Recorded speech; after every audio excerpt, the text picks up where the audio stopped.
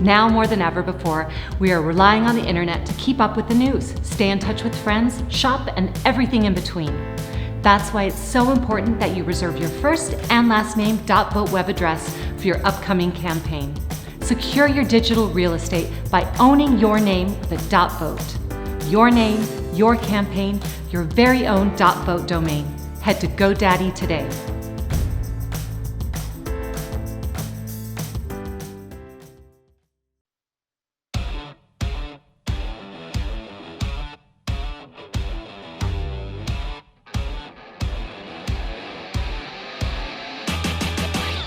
Welcome to another episode of Breaking Battlegrounds with your host, Chuck Warren. I'm Sam Stone.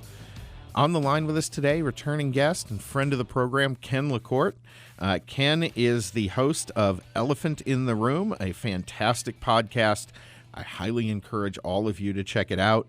He writes about censorship, media malfeasance, which gives him lots of materials these days, uncomfortable questions, and honest insight for people curious how the world really works, which too often isn't the media these days, is it, Ken? And thank you for joining us. Welcome to the program. Oh, thanks for having me on again, guys. So I want to talk about a poll that came out today by USA Today on the third-party candidate. But the Republicans are elephants, Democrats are donkeys. What would be the animal ascribed to the new third-party movements? Anyone know? Are you asking me that? Yeah. What should it be? What should it be? They need an animal. I mean, we've got elephants, Republicans, donkeys, Democrats. What should it be? Porcupine. Keep everyone the heck away. Yeah, and porcupine used to be, didn't that used to be a GOP thing from years and years back? It was, yeah. A wig thing? That wouldn't be too bad. You know, the problem is it'd have to be the disappearing cat, because as much as we always see a poll out there like that, and I mean, look, it's hard to bypass the fact that the top two likely nominees right now, both have about a 33% approval rating in national polls. I saw that in some polling yesterday, Chuck, and I was astounded at how much the country hates both Biden and Trump. Yeah, they're done. So there's a poll that came out today by USA Today. It's done over the 5th and 9th of June. And it shows 2024 national general election. Biden 34%, Trump 32%, third party 23%. And then another one, Biden 33%, DeSantis 26%, third party 25%. DeSantis, just people aren't familiar yet. I mean, I think his number is probably the same as Trump. I think he could do better. But so I looked it up, and the same time in June in 1992 had Perot at 36%, George Herbert Walker Bush at 30%, and Bill Clinton at 26%. We just recycle. Well, Perot was... Yeah, as much as the media glommed on, I remember that campaign pretty vividly. The media really glommed on Perot. He had a lot to say that was outside of the mainstream of both parties. I think you get a little of that with Vivek Ramaswamy, but for the most part, you don't. Yeah, no. So Ken, the question is, what do you think? What is the ceiling for a third-party candidate in the 2024 general election? Do you think? I think that the real ceiling is zero. Because the ceiling in running for president isn't whether you can get 5 or 10% of the votes, and Perot probably got a little bit under. He ran twice. He probably got a little bit under 20% in '92, and neither time did he get one single vote in the Electoral College. Right. So, a third party is fun to talk about. The system is not designed for that, or certainly not designed to have one win as we have it shaped right now. And look. The only thing Republicans and Democrats agree on is that either a Republican or a Democrat should be running the country. I mean, they have complete unanimity on that, and they design all the rules to help bolster that. So I think any third-party candidate, you'd have to look at who is he or she going to take votes away from, as opposed to, could this person get elected? It really just doesn't go beyond that. Well, I think Cornel West attempting to get the Green Party nomination could place him havoc in cities like Milwaukee and Atlanta. Would you agree on that? Yeah, look, if you can the trick to putting having a third party person run where it helps you out is get somebody who you think would siphon votes from your opponent anywhere.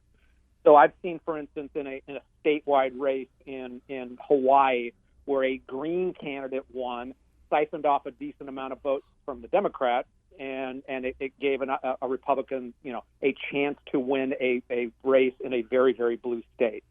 So, yeah, certainly, I think in any close stakes, if you said, wow, here is a popular libertarian will pull votes from the Republican. A popular green will pull votes from the Democrat. Agree. All right, let's talk about CNN. CNN seems to be, I know everybody likes to focus on Fox, but CNN has its own share of problems right now. Tell us a little bit, our audience, a little bit about that, Ken, and what's going on there, and what do you foresee for CNN's future? Well, CNN started this whole game. I worked at Fox for 20 years. I might not have had that job if it wasn't for Ted Turner and him saying, hey, I got a crazy idea. Let's go 24/7 with news. And they had a monopoly for a very long time. And, of course, you do well when you have a monopoly. Right. We came in, MSNBC came in, and CNN kind of tried to, they were always leaning left, but they weren't like hardcore left like they've become in the last 5, 7, 10 years. Really 5, 7 years. So as kind of Americans got a little bit more polarized, as the media started getting more polarized, they found themselves in a bad position. MSNBC was pulling in the hardcore Dems, Fox News was pulling in conservatives, and they kept diminishing. In the Trump years, CNN did great. It's like, people rage watch Donald Trump, and that helps ratings, it helps money, it helps all sorts of things. The never Trumpers, the professional never Trumpers out there, they're praying that he runs again. So they did okay during that, but then when he was off the stage, their numbers just went in the toilet. And people are saying, my gosh, Fox News numbers are down after the whole Tucker thing, and they're right. But I looked at the numbers yesterday. The lowest rated original show, not repeat, but the lowest rated show on Fox News is Trace Gallagher's show, because it's on at midnight Eastern. Trace Gallagher's lowest rated show beat every single hour of CNN during the day. Every one of their primetime shows, it powered over all of those. So CNN has a ratings problem, but they're still making money. That's another dirty secret is they're probably profiting $1 billion a year, even with those crappy ratings. So, but they've become like what people always accused Fox of. They've become, they're not fair and balanced journalists. They are hardcore. It's an ideological echo chamber. It's an ideological driven thing. So the new guy went in and said that he had the support of David Zaslav, who is the chairman of or CEO of Discovery, which owns that. But he's also a corporate guy who's not going to, these guys look out for themselves before they look out for anything else. So Chris Lick went and was told to, make it more moderate. Let's go back to getting kind of both sides in. Let's not be a hardcore. Even if it costs us a little bit of ratings and money in the meantime, let's do this. Well, he did that and tried that. Really, he did more talking about it than actually accomplishing something. Yeah, thank you. And all the lefties at CNN, which is 90% of the staff, freaked the hell out. And how could he do this? And how could he do that? And it was a drama. And then he stupidly lets a mainstream reporter walk around and follow him for 2 weeks with a tape recorder, recording every single stupid thing he says, and that was kind of the final. Don't you find that I find that interesting? He did that, and you find this with candidates a lot. They always just think they're smarter than the person following them with the tape recorder. It never works. Never. Never. And look, part of it is these people are. Because I just did a longer one on that. It wasn't about me, although then it turned out to be me by some scumbag reporter. And they're nice people.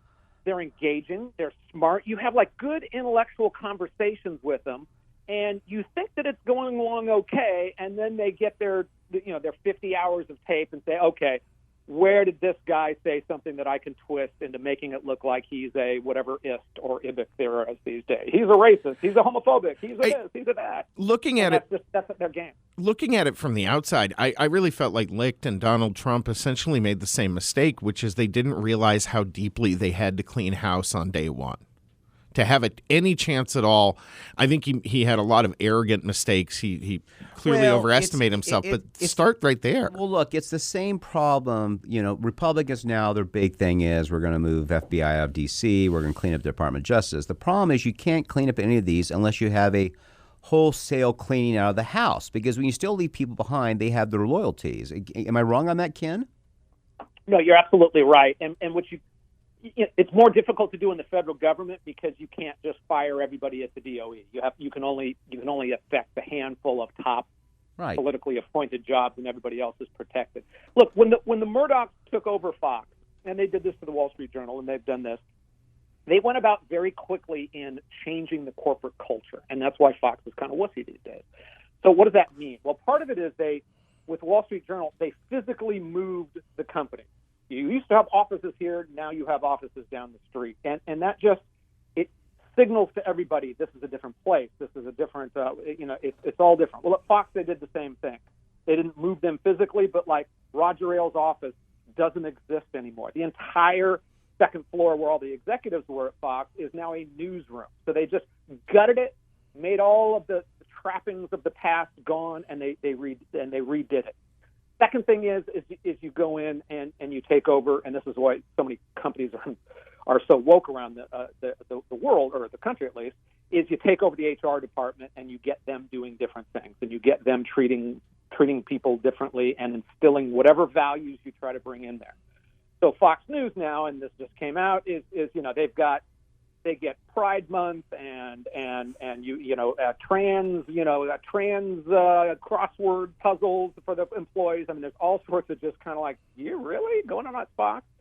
So they needed to change that corporate culture. Instead, he went out and talked about doing it, and then it just bounced off. But look, this is a guy who'd never really run anything larger than a show.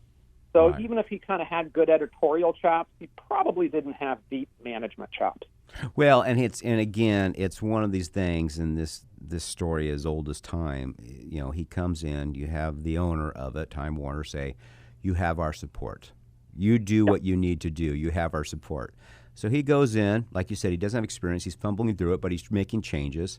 The powers that be that stayed are hairs up on the back of their neck, and guess what?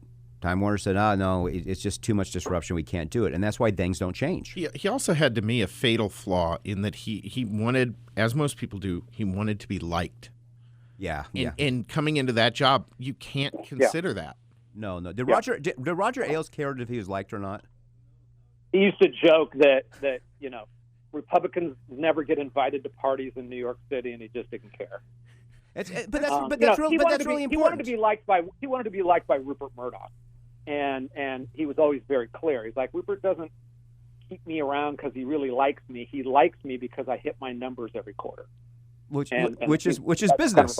Which is business, right? They should look. If they really wanted to make those changes, they should have told Chris to go in, do some wholesale firings. You know, he did a couple little shiftings. It's like we take Don Lemon and we put him in the morning show, and it's like, well, you got rid of the fat kid, Brian Stelter. It's like the guy in the subway with red cups. I mean, he was like Stelter was like the easiest guy in the world to fire. Folks, we're going to be coming back with more in just a moment. Breaking Battlegrounds. Be sure to go to breakingbattlegrounds.vote. Download all of our past episodes. You can check those out there. We're on Substack, Spotify, all the various places, Apple Podcasts, everywhere you get your podcasts. Breaking Battlegrounds is there, and we're back in a moment.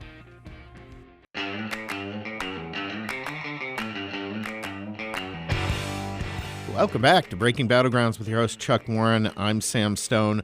Hey, folks, are you looking for a great way to earn a fantastic return on your money and actually do good by doing well for yourself? You need to check out investyrefy.com. That's invest, the letter Y, then refy.com. They are taking distressed student loans. They're refinancing them. You can actually invest in what they're doing. You can earn up to a 10.25% fixed annual rate of return, and you're helping a student get out of debt, get their credit back online. This is the most basic form of capitalism. One person with a need, another person with an opportunity coming together to help each other. So check out investyrefy.com or give them a call at 888-YREFI24 and tell them Chuck and Sam sent you. Ken, I want to ask a question here. If you were running any Republican opponent in the primary against Donald Trump, what is the message you would be selling to people? Or is there a message that would even work, do you think? That's a tough one. I actually think that DeSantis is – I'm not sure if his delivery is as good as it needs to be for him to really rise and be a captivating and charismatic candidate. But I think the concept, but I think his overall platform is good, which is I did stuff. I didn't just sit out and give a speech on here. And complain about something. I actually made the government work for us, and whether that was in changing some of the education things, both in keeping gay salutes to the flags out of third grade classes. Whether that's he made some changes on the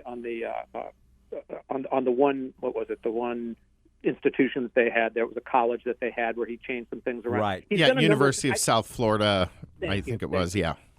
So I think that that's actually a good thing, because a decent comeback to Trump is, you said a lot of great things, but the wall ain't there, and Omarosa didn't change whatever agency she was trying to do, and you fired half of your staff and hate them all, and you have good ideas and you're solid for that, but let's start winning. And you haven't done that except for one election. And that concept, I think that, you could go to Republicans and say, if you really want to upset Washington, elect somebody who can not only win the next campaign but actually institute what they believe. Exactly. That's not a terrible.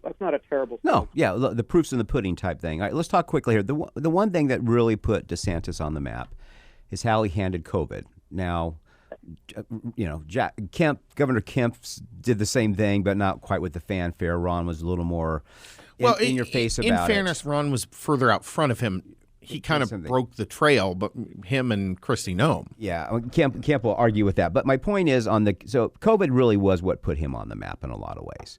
And there's a new book out by the Institute for Economic Affairs in London titled "Did Lockdowns Work? The Verdict on COVID Restrictions." And it is a slap against the government bureaucracy, against government health organizations. A quote from the book says, "When it comes to COVID, models have many things in common: dubious assumptions, hair-raising predictions of disaster that miss the mark, and few lessons learned.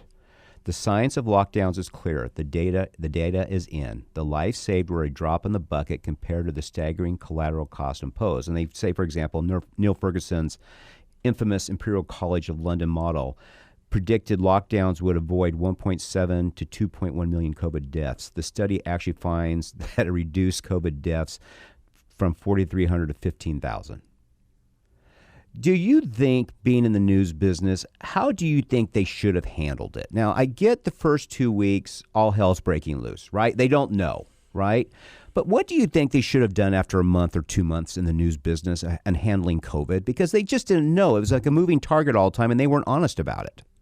On the news side or on the government side? Both. Let's do news first, what you're really familiar with. Well, news likes to scare you.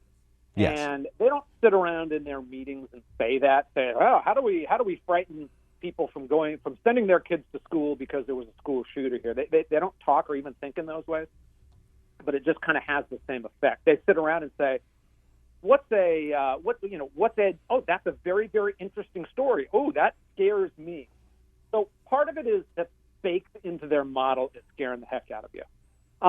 Look, but what was so on this was it just got caught up in Trump yes, Trump no. I mean, if you tell me who you voted for, I could tell you what you think about hydroxychloroquine or any of these pills, and the media was just as bad. So I think that they brought their banner. Trump doesn't wear a mask. He's a murderer. Masks need, everybody has to have a mask, stay home, and I think that politics kind of overrid all of that. And if somebody would have had the time and the attitude to kind of be in the center on that. But I tell you, it is hard to win in the cable news game or the news game in general, being a centrist, fair and balanced type person. That's not the stuff that people share. It's not what they want to watch.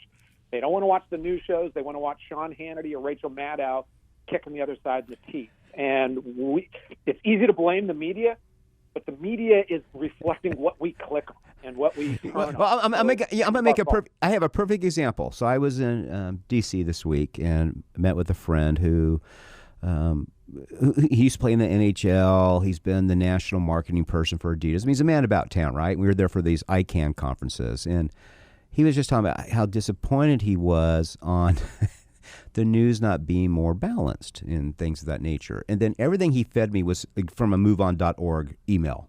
I mean, Right. everything was so extreme. But in his mind, I'm being fair and balanced. There's just these crazy people. And like he wouldn't Right. even acknowledge that while we have our nut jobs on the right side, the left has more than their fair share as well. I mean, actually there's studies that show left-wing activists are basically nuts and narcissists, right? I mean, there's actually studies on it. But he just didn't want to realize that fact. And you're right. So they sell what they think is reasonable, but it's really just feeding what they already believe or want to believe. Yeah, I mean that's what we clip, that's what we share, that's what we talk about with our spouses when we get home, and it's a model that is not helping us overall, but it's kind of hard to point to the bad people in it. Guys, I actually think it was a little more nefarious than that with COVID, because you clearly have this really deep connection between the two leading news agencies from which all other news agencies get their information, the Washington Post and the New York Times, with federal, high-level officials at a handful of federal agencies. And I really felt like they were playing this game where they were trying on the federal end to manipulate Donald Trump and then attack him for everything they were manipulating him into doing. I mean, call me a conspiracy theorist for that, but I really think the entire COVID narrative is what it is and was what it was because they were trying to get rid of Donald Trump. Yeah, it's hard to kind of read people's hearts at a certain point. I can say that when I sit in political meetings on the left or the right, I see more people just wrongly, how do I say, I see less nefariousness and more like people convincing themselves that they are saving lives, for instance, in this debate. So I suspect when you go in there, it's like, when Trump doesn't wear a mask, he's killing people. Yeah, he's a we murderer. We got to stop this. We got to do this. So it's usually easier and it's to say, well, they're probably all Soros types, and I don't want to act like that doesn't exist there. I usually find that people they fool themselves into thinking that they're going after the greater good, even if they're wrong. And we'll be coming back with more Breaking Battlegrounds in just a moment here, and more from Ken LaCorte. Folks, be sure to check out his podcast, Elephant in the Room. Breaking Battlegrounds, back with more in just a moment.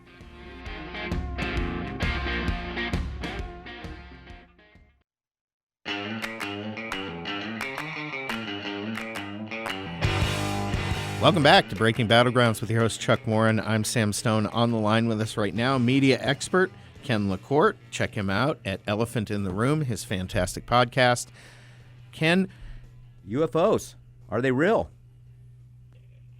I don't know, but up until 2 weeks ago, I would have said, yeah, look, there may be other life and there probably is other life on other planets, but not here. And every person who's talking about UFOs, they don't really look like the most intelligent person. And when they're done talking about UFOs, then they tell me about the Jews brought down the Twin Towers, and I started hearing all sorts of crazy conspiracies. Right. But some weird stuff is going on, and the biggest thing is with some news that has been just really ignored in almost all of the mainstream press, and it's that a fairly high-level national security defense intelligence guy who worked on some of this stuff came out with some just crazy concepts saying, A, that the United States has multiple alien crafts in its possession and is reverse engineering, and has this stuff out there. So that was the essence of his claim, and you normally just say, forget it. But this was a guy who had a GS-15 clearance, who has serious people saying, you should listen to this guy because he's real, like a general and the former head scientist at one of our top agencies. He filed a whistleblower complaint, a complaint that he actually helped write the law for UFO whistleblowers, which they now call UAP, unidentified aerial phenomena. And you can't dismiss him as a nut. Now, maybe he just took a whole lifetime of being a serious guy and having high-level government security clearances and whatnot, and just decided to lie and sell some books going on. Although he may go to jail if that's the case, because he's given some specific testimony to Congress and he's going back, and they've announced that they'll have some House oversight hearings on this. And he alleges that basically parts of the government and private industry, really like that it's kept at some of these large defense contractors, have been misleading the government, have been lying about how they're spending money, and that's the basis of his whistleblower lawsuit. Well, not a lawsuit. Ken, one thing that made me believe him more when this came out is the admission. If you go back in 2020, the Air Force admitted that they've had numerous encounters with what they identified as UAPs, unidentified aerial phenomenon, aircraft or some type of craft moving in ways that atmospheric flight craft cannot move, right? And they actually put out some of those videos. And then here you have this guy coming along with testimony from a slightly different agency and angle. But it's certainly not contradictory information. So, yeah, I'm putting on the tinfoil on this one. It's kind of weird. It's just, to have your mind kind of ripped into two directions, neither of which, should be true or should be believable with our current understanding of life. But yeah, look, NASA held a hearing 2 weeks ago where they showed some of those footage of metal spheres that are flying through the air and doing weird things. And they're like, we have these on visual, we have these on radar, we have these on multiple sensor type of systems. So we don't think we think that these things are actually real, and we really can't explain it. And then it puts so many past guys that you said, he was a nut, he's a nut, she's a nut, into a little bit better perspective. It makes you scratch your head. There's some ponytail guy in a trailer in Nevada and Northern California saying, I told everybody I was right. I told everybody I was right. If resurrection is real, we need someone to pull Art Bell out of the ground right now. By the way, I want to bring up something funny that just cracks me up. So the S&P Global to the London Stock Exchange tobacco companies are crushing Tesla in the ESG ratings. I mean, is this ESG the biggest joke around or what? It's a scam. It's a scam, and it's from A to Z. I mean, the left hates Elon Musk, and he's made what they want a reality: efficient electric vehicles, and he has a lower rating than tobacco companies. I mean, are we that crazy? Well, I mean, those poor Hitler, guys in the trailers. Hitler was a vegan. They've got a problem because and I live right outside of San Francisco. They loved this guy up until about 6 months ago when he started doing things they didn't like. It's been funny to watch him go from oh my gosh, Elon is the ideal man to he's a MAGA nut job. It's been hilarious.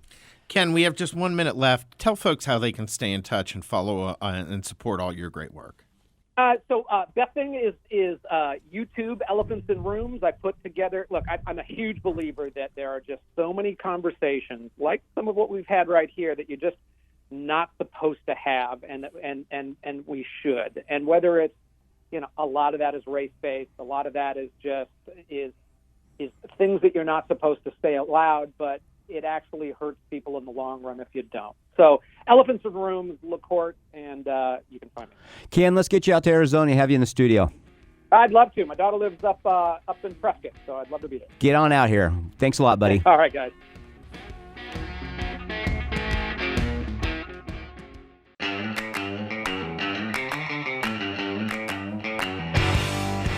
Welcome back to Breaking Battlegrounds with your hosts Chuck Warren and Sam Stone.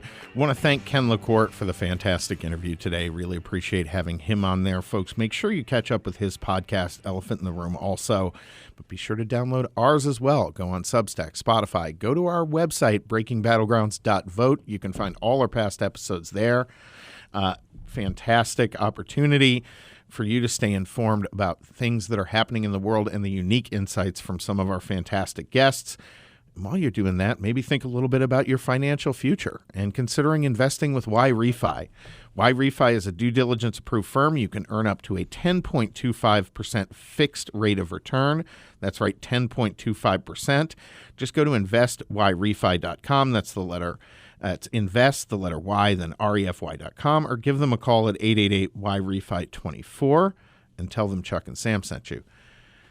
Well, what a pleasure to have Ken on with a little bit longer format today. He's always interesting and keeps up on the news, and I enjoy his newsletter. It's succinct. I think he and Eric Erickson do a fantastic job summarizing just some of the highlights of the day, and then provide a link to the article, and it's great reading. I think he's one of those sources that if you're looking for honest news in the world, it's a great place. Elephant in the Room is a great place to go start with. Yeah, absolutely. You know, the stuff that's not going to get covered on CNN or at least not be covered fairly. And honestly, Chuck, I love the longer format with guests. I like having kind of a little bit more time for these interviews so we can flesh out the discussion a little bit more. Well, it's funny. When I was in D.C. this week, I got in yesterday. I was meeting with some communications press secretaries for congressmen. And they were excited that we do longer than 5-minute interviews. Like you do 20, 30 minutes, and they call that long format. And I don't view it as long format, but they do. I got to tell you, I actually always feel rushed because there's so much good information that we're getting from our guests. Yeah, I agree. I mean, especially Congressman Dunn that you had on. I mean, you could have been a whole hour with him. I would love to have done the whole hour with him. And that, folks, by the way, if you're listening to this on one of the Salem radio networks, call into your local station and tell them, you know, if you're getting this on podcast, call your local station. Tell them you want to have Breaking Battlegrounds on the air and tell them you want us to be on for 2 hours. I mean, if they're going to put us on there for 2 hours, we'll be here for 2 hours talking to you, and we'll be talking to some fantastic guests doing it. So, a couple topics I want to discuss that we did not discuss with Ken. Let's first talk about something regarding Arizona. There is a new measure to put an initiative on the ballot regarding public transportation. Folks, what we have currently, and I think it's been around, decade or two? So actually 40 years now. 40 years. We have a half-a-cent sales tax that goes to transportation, which in a lot of ways, if you believe in federalism and state rights, you know, the state should cover their highways and their transportation, right? And Sam, maybe I'm wrong. I know you follow this much more closely than I do. What we have is they have language they want to put on the ballot, and Katie Hobbs wants more for light rail, basically. Yeah, so this is really interesting, and I know, folks, if you're listening out there in another state, you might think, hey, this doesn't really apply to me. They're just talking about Arizona. But no, this is a discussion that's happening in every state and every city, every county right now is what does the future of transportation look like? And so we've had this sales tax on the books. It's actually been it was originally put on the books in 1985, and the reasoning was for the expansion of the I-10 and I-17 corridors and for some of our rural state highways. And it did a very nice job of that. 20 years later, the tax was extended by voters. Now it's up again. Now, each time it's been put up, it's been promised to sunset at the end of its 20-year run. Right. And obviously that's not happening. But there's a really interesting battle going on here right now between the governor and MAG, which is the Maricopa Association of Governments, which is a very left-leaning sort of overarch entity that, quite frankly, I don't think should have ever been created. But the battle is entirely over not extending the tax. Everyone has agreed to do that. The battle is over how that money gets spent. Republicans want to spend. They're fine with adding buses and bus rapid transit, but they don't want to expand light rail, and they don't want to do something else that's in the MAG version very specifically. And folks, when people on the left are prescribing transit these days, it's not just light rail. It's not just trains. People tend to like trains. For some really bad reasons, quite frankly, but they do. And if you haven't seen the Modern Family episode on trains, please look it up. Yeah, no, that's exactly right. I will try to attach that on the end of this thing here if you go to our website. But what they don't like is road diets. And explain to people what a road diet is. So a road diet is a prescription that any major arteries, if they are two or more travel lanes in each direction, they're going to take a lane away from from vehicle travel in each direction and replace it with, it sounds really good, a multimodal, multi-use path, right? What that means is a bike path that's going to be empty 99% of the time, and a bigger detached sidewalk that, especially here in Arizona, is also going to be empty most of the time, and taking away a lane of travel. So every 2-lane road becomes 1 lane in each direction. Every 3-lane road becomes 2 lanes. You're talking about a massive increase in traffic and time. And the people doing this, one of their things, I always love this, we're going to cut down the emissions because we're going to drive people out of cars. Well, they've done this in a lot of cities, Boston, New York, Philadelphia, Chicago, Los Angeles. They have tied traffic in knots. They certainly haven't reduced emissions, and they haven't gotten people out of their cars. They've just managing to make them wait idling longer. Which causes air pollution. Which causes pollution, yeah. I mean, or supposedly climate warming. Yeah, well, right? I mean, isn't that what they say, right? Right, yeah. No, this is exactly right. So it's counterproductive. The fact is that if people, I mean, we worked together on an initiative to try to roll back Phoenix's light rail expansion a few years back, Chuck. And you actually commissioned some polling in that. Yes. One of the questions was, why do you support, if you support light rail, why do you support it? Do you remember what the number one answer was on that survey? Get other people off the road. Other people. Not you, other people. Right. Nobody answering that question envisioned themselves leaving their car at home and hopping on the light rail. They just hoped it would make traffic less inconvenient for them. Exactly. Everyone had that same hope. Boy, that's some kind of fallacy right there.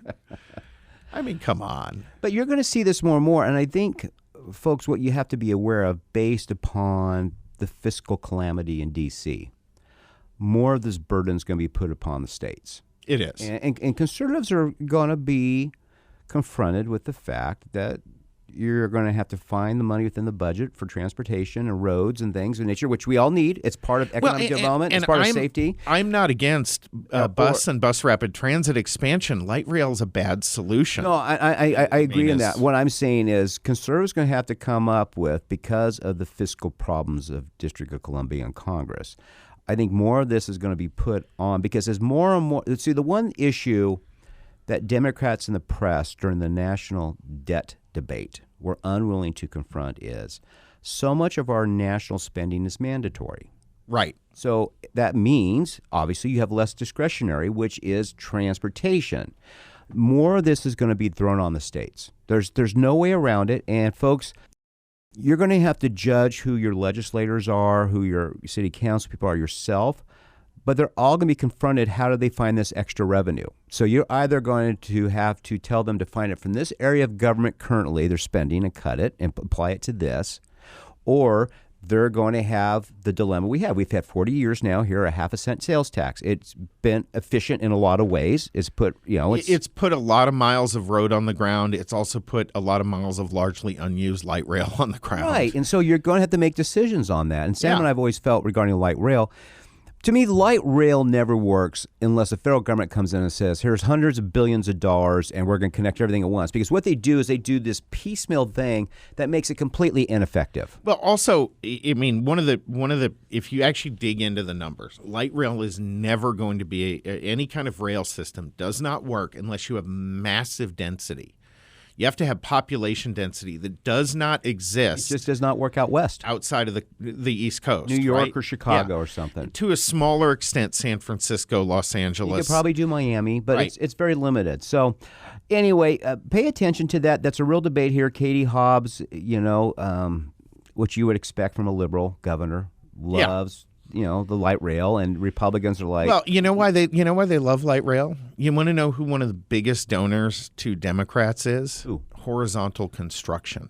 The people that build roads because they're heavily unionized, right? Right. The union employees make sure that they kick huge amounts of money to Democrats. Including at the corporate level, but then obviously these are the people who build the light rail. If you're talking about spending $30 billion on light rail, the companies here are looking at that as a minimum. I can tell you for sure, a minimum of $6 billion of profit out of that $30 billion, 20%. So if they end up giving $1 billion to Democrats to make $5 billion, they do that, and that's exactly what's funding. They would probably give 2 to get 4. It's a pretty good deal at the end of the day. All right, let's talk about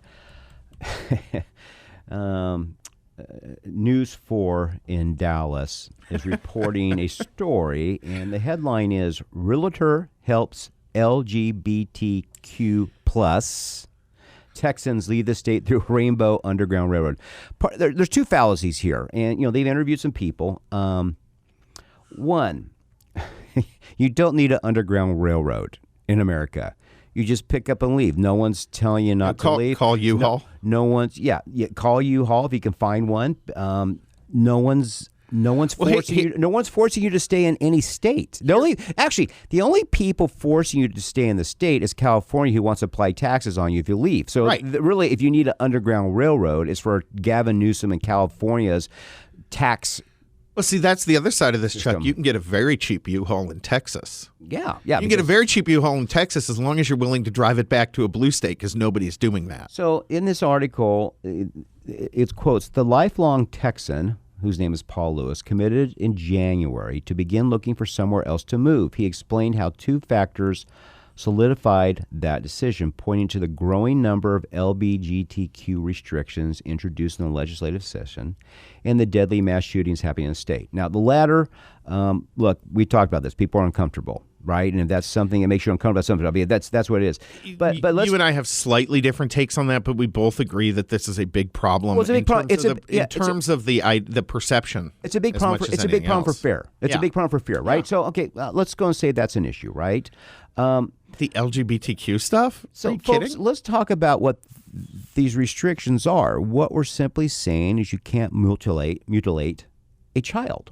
And so now this is anti-LGBTQ plus legislation saying you can't do irreparable harm that can't really be reversed. Which, by the way, is something that almost now every European country is running to implement these restrictions and not allow this type of surgery. And as Jamie pointed out, socialized medicine countries are saying you can't do this to children anymore. Right. No, and countries that are brought up by the left as avatars of left ideology are running from this as fast as they can. They see the harms. This is not going to stop in America. American hospitals are making a fortune off this. And as you said before the show, what's going to happen is you're going to see several huge civil lawsuits that may bankrupt these hospitals who have made a fortune off COVID. But again, the thing that really stuck out to me, so this is what the left does. They try to frame this, and Republicans are very bad at this. An underground railroad assumes that in secrecy you need a guide to get you out of the hands of slave owners. I am sure no one in that neighborhood saying, "Oh, Paul, don't let the door hit you on the butt. He sounds like a jerk." And so, it's just one of those things, and it's again where the Republicans and conservatives are simply failing to communicate their message. And they need to stop calling it anti-LGBTQ. We need to start saying this is pro-kid legislation. Well, we're against child mutilation is a pretty straightforward position. I mean, honestly. Let kids be kids and they'll figure it out. If they want to change after 18, let them do it. Yeah, I don't care what anyone does as an adult. If you're making a decision in your right mind about yourself and that decision is to chop off your genitals, I think you're an idiot. Folks, but you're an idiot with the right to be an idiot. Folks, look us up at breakingbattlegrounds.vote or anywhere where you find your podcasts. Make sure you review. Make sure you share. We've enjoyed our time with you, and we hope for all the fathers out there, you have a fantastic Father's Day. Enjoy your family. Barbecue something good. Yeah, take care.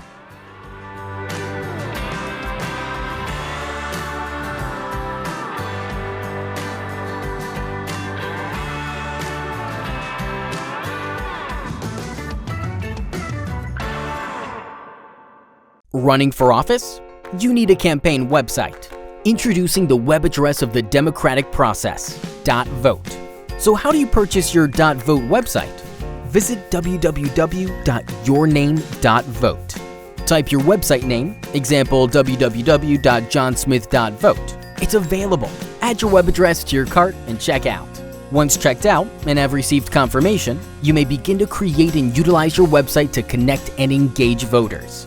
To learn more, visit get.vote. Happy campaigning!